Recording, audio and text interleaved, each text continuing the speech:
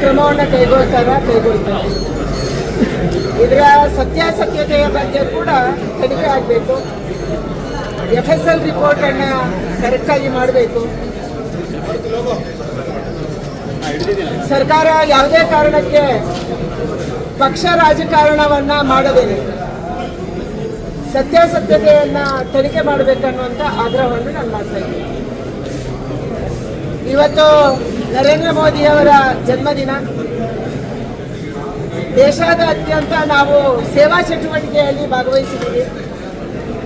ಸ್ವಚ್ಛತಾ ಅಭಿಯಾನ, ಈ ದೇಶದ ಸ್ವಾತಂತ್ರ್ಯೋತ್ಸವದ ನಂತರ ಈ ದೇಶದಲ್ಲಿ ಆದಂಥ ಅಭಿವೃದ್ಧಿ ಕೆಲಸಗಳು ಮತ್ತು ಸ್ವಾತಂತ್ರ್ಯ ಹೋರಾಟ, ಇದರ ಬಗ್ಗೆ ಚಿತ್ರ ಪ್ರದರ್ಶನ, ರಕ್ತದಾನ ಶಿಬಿರಗಳು, ಆರೋಗ್ಯ ತಪಾಸಣಾ ಶಿಬಿರಗಳು, ಹೀಗೆ ಬೇರೆ ಬೇರೆ ಕಾರ್ಯಕ್ರಮಗಳ ಮೂಲಕ ನರೇಂದ್ರ ಮೋದಿಯವರ ಜನ್ಮದಿನವನ್ನು ಆಚರಣೆ ಮಾಡಿ ಶುಭವನ್ನು ಕೋರುವಂಥದ್ದನ್ನು ನಮ್ಮ ಕಾರ್ಯಕರ್ತರು ಮಾಡ್ತಾ ಇದ್ದಾರೆ.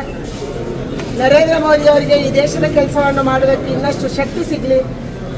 ತನಗಾಗಿ ಏನೂ ಇಲ್ಲ, ದೇಶಕ್ಕಾಗಿ ಸರ್ವಸ್ವ ಅನ್ನುವಂಥ ಜೀವನವನ್ನು ಅವರು ಮಾಡಿದಂಥವರು.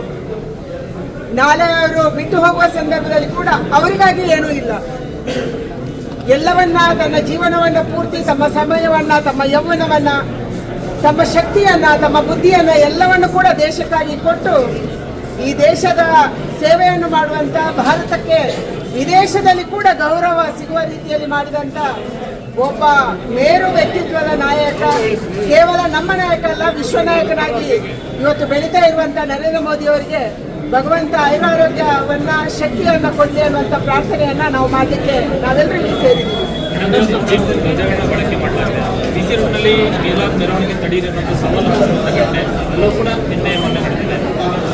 ಕರ್ನಾಟಕ ರಾಜ್ಯದಲ್ಲಿ ಅಪರಾಧಿಗಳ ಮೇಲುಗೈ ಆಗ್ತಾ ಇದೆ, ದೇಶದ್ರೋಹಿಗಳ ಮೇಲುಗೈ ಆಗ್ತಾ ಇದೆ. ಯಾವಾಗ ವಿಧಾನಸೌಧದಲ್ಲೇ ಪಾಕಿಸ್ತಾನ ಜಿಂದಾಬಾದ್ ಅಂತವರಿಗೆ ಶಿಕ್ಷೆ ಆಗಿಲ್ವೋ, ಯಾರು ಇವತ್ತು ದೇಶದ್ರೋಹಕ್ಕೆ ಕುಮ್ಮಕ್ಕು ಕೊಡ್ತಾರ ಅಂತ ಸರ್ಕಾರ ಬಂದಾಗೆಲ್ಲ ಇಂಥ ಕಹಿ ಘಟನೆಗಳು ನಮ್ಮ ರಾಜ್ಯದಲ್ಲಿ ನಡೆದಿದ್ದಾವೆ. ಭಾರತದಲ್ಲಿ, ಕರ್ನಾಟಕದಲ್ಲಿ, ಬೆಂಗಳೂರಲ್ಲಿ, ಮೈಸೂರಲ್ಲಿ, ಕೊಡಗಲ್ಲಿ, ಹಾಸನದಲ್ಲಿ, ನಾಗಮಂಗಲದಲ್ಲಿ, ಬೇರೆ ಬೇರೆ ಜಾಗಗಳಲ್ಲಿ, ಕೋಲಾರದಲ್ಲಿ ಇವತ್ತು ಪಾಕಿಸ್ತಾನ ಜಿಂದಾಬಾದ್ ಅನ್ನುವಂಥ ಘೋಷಣೆ ಕೇಳಿ ಬರ್ತಾ ಇದೆ, ಪ್ಯಾಲೆಸ್ತೈನ್ ಧ್ವಜ ಹಾರ್ತಾ ಇದೆ. ಆದರೆ ಕ್ರಮಗಳು ಅನ್ನುವಂಥ ರಾಜ್ಯ ಸರ್ಕಾರ ಎಲ್ಲಿದೆ? ಕೇವಲ ವೋಟ್ ಬ್ಯಾಂಕ್ ರಾಜಕಾರಣಕ್ಕಾಗಿ, ಅಲ್ಪಸಂಖ್ಯಾತರನ್ನು ಓಲೈಕೆ ಮಾಡೋದಕ್ಕಾಗಿ ದೇಶದ್ರೋಹ ಮಾಡಿದ್ರೂ ಅಡ್ಡಿಲ್ಲ, ನಮಗೆ ವೋಟ್ ಬೇಕನ್ನುವಂಥ ಮಾನಸಿಕತೆ ಇರುವಂಥ ಸಿದ್ದರಾಮಯ್ಯನವರಿಂದ ನಾವು ದೇಶ ಪ್ರೇಮವನ್ನು ಅಥವಾ ಕಾನೂನನ್ನು ನಿರೀಕ್ಷೆ ಮಾಡಲಿಕ್ಕೆ ಹೇಗೆ ಸಾಧ್ಯ? ನ್ಯಾಯವನ್ನು ನಿರೀಕ್ಷೆ ಮಾಡೋಕ್ಕೆ ಹೇಗೆ ಸಾಧ್ಯ? ಈಗಲಾದರೂ ಸರ್ಕಾರ ಎಚ್ಚೆತ್ತುಕೊಳ್ಬೇಕು. ತಕ್ಷಣ ದೇಶದ್ರೋಹಿಗಳನ್ನ, ಸಮಾಜದ್ರೋಹಿಗಳನ್ನ ಬಂಧಿಸಬೇಕು. ಇವತ್ತು ಯಾವ popular front of India PFI ಇತ್ತು, ಅದು SDPI ಹೆಸರಲ್ಲಿ ಕಾರ್ಯಾಚರಣೆ ಮಾಡ್ತಾ ಇದೆ. ಆ ಎಲ್ಲ ನಾಯಕರು ಕೂಡ SDPI ಜಾಯಿನ್ ಆಗಿದ್ದಾರೆ. ಅವರ ಮೇಲೆ ಕ್ರಮ ಕೈಗೊಳ್ಳುವಂಥದ್ದು ಆಗ್ತಾ ಇಲ್ಲ. ಹಲವಾರು ಕಡೆಗಳಲ್ಲಿ SDPI ಜೊತೆನೇ ಕಾಂಗ್ರೆಸ್ ಕೈಜೋಡಿಸುವಂಥದ್ದು ಆಗ್ತಾ ಇದೆ. ಅದಕ್ಕಾಗಿ ಅವರಿಗೆ ಕುಮ್ಮಕ್ಕು ಸಿಗ್ತಾ ಇದೆ.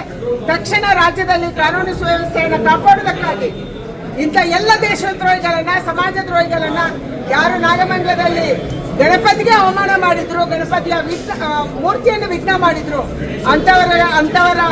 ಅಂತವರಿಗೆ ಮತ್ತೆ ಅಂತ ಮಾನಸಿಕತೆಯನ್ನ ಮಟ್ಟ ಹಾಕುವಂತ ಕೆಲಸವನ್ನು ಸರ್ಕಾರ ಮಾಡಬೇಕನ್ನುವಂತ ಆಗ್ರಹವನ್ನು ನಾನು ಮಾಡ್ತಾ ಇದ್ದೀನಿ.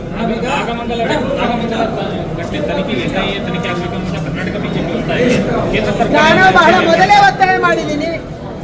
ನಾಗಮಂಗಲ ಘಟನೆಯಲ್ಲಿ ಕೇರಳದ ಕೈವಾಡ ಇದೆ, ಅದಕ್ಕಾಗಿ NIA ತನಿಖೆ ಆಗಬೇಕು ಅನ್ನುವಂಥದ್ದನ್ನ ನಾನು ದೇವಣ್ಣೆ ಹೇಳಿದ್ದೆ. ತಕ್ಷಣ ಇವತ್ತು NIA ತನಿಖೆಗೆ ಕೊಡಬೇಕು. NIA ತನಿಖೆ ಮೂಲಕ ಮಾತ್ರ ಯಾರು ಕೇರಳದಿಂದ ಬಂದಿದ್ರು, ಯಾರು ಮಾಸ್ಕ್ ಹಾಕೊಂಡು ಬಂದಿದ್ರು, ಯಾರು ಮಾಸ್ಕ್ ಅನ್ನು ಖರೀದಿ ಮಾಡಿದ್ರು, ಯಾರು ಕಲ್ಲು ಎಸ್ತಿದ್ರು, ಯಾರು ಪೆಟ್ರೋಲ್ ಬಾಂಬ್ ಎಸ್ತಿದ್ರು ಅನ್ನುವಂಥದ್ದನ್ನ ತನಿಖೆ ಮಾಡೋಕ್ಕೆ ಸಾಧ್ಯ. ಕರ್ನಾಟಕ ಪೊಲೀಸರಿಗೆ ಇವತ್ತು ಸತ್ವ ಇಲ್ಲ, ಯಾಕಂದ್ರೆ ಅವರ ಕೈಯನ್ನ ಕಟ್ಟಿ ಹಾಕಿದೆ ನಮ್ಮ ರಾಜ್ಯ ಸರ್ಕಾರ. ಕರ್ನಾಟಕದ ಪೊಲೀಸರು ಕೇವಲ ಕರ್ನಾಟಕ ರಾಜ್ಯ ಸರ್ಕಾರ ಹೇಳಿದಂತೆ ಮಾತ್ರ ಮಾಡೋಕ್ಕೆ ಸಾಧ್ಯ. ಯಾಕಂದ್ರೆ ಮುಖ್ಯಮಂತ್ರಿಗಳು ಮತ್ತು ಪರಮೇಶ್ವರ್ ಅವರು ಇದೊಂದು ಚಿಕ್ಕ ಘಟನೆ ಅಂತ ಹೇಳಿದ್ದಾರೆ, ಅವರಿಂದ ನಾವು ನ್ಯಾಯ ನಿರೀಕ್ಷೆಗೆ ಸಾಧ್ಯ ಇಲ್ಲ. ಅದಕ್ಕಾಗಿ NIA ತನಿಖೆ ಆದಾಗ ಮಾತ್ರ ಯಾರು ಕೇರಳದಿಂದ ಬಂದಿದ್ದಾರೆ ಯಾರು ಈ ಘಟನೆಗೆ ಕುಮ್ಮಕ್ಕು ಕೊಟ್ಟಿದ್ದಾರೆ ಮತ್ತು ಅಂಗಡಿಗಳನ್ನು ಸುಟ್ಟಿದ್ದಾರೆ ಅನ್ನುವಂಥ ಸತ್ಯ ಹೊರಬರಕ್ಕೆ ಸಾಧ್ಯ ಇದೆ.